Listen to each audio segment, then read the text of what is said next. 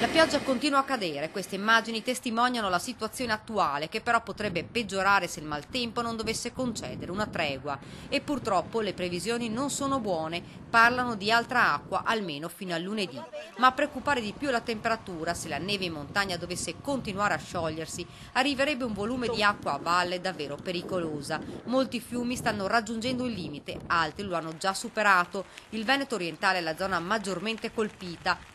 A San Stino di Livenza la situazione è di emergenza, è esondato a Corbolone il Fosson. Almeno 6 abitazioni sono rimaste isolate e raggiungibili solo con il gommone. Siamo entrati in questa abitazione dove l'acqua è ormai alla porta, la rabbia della famiglia. Ogni anno è così, ogni anno, e non fanno niente, nessuno fa niente. Adesso siamo stanchi però, perché se vuol venire dentro e vede cosa abbiamo in casa. Ieri sera sono andati a prendere i sacchi di sabbia e li hanno sistemati davanti alla porta, sperando che l'acqua non faccia danni come sempre. Veramente allucinante.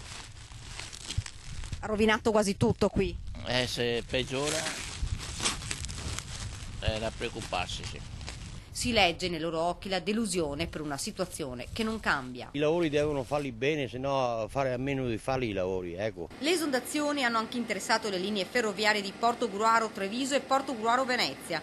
Non solo, ma Trenitalia ha fatto sapere che è stata bloccata la linea Venezia-Trieste perché l'acqua tracimata da Reghena ha raggiunto la sede ferroviaria.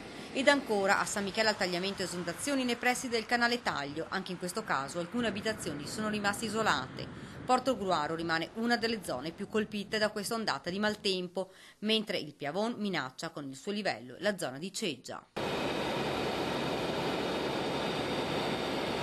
La Protezione Civile in stato di allerta già da ieri sta seguendo ora dopo ora l'evolversi della situazione. Le squadre stanno monitorando le zone a rischio, mentre i vigili del fuoco continuano gli interventi per aiutare i cittadini intrappolati nelle case e per mettere in sicurezza alcune aree. I danni sono importanti, gli agricoltori guardano sconsolati i campi.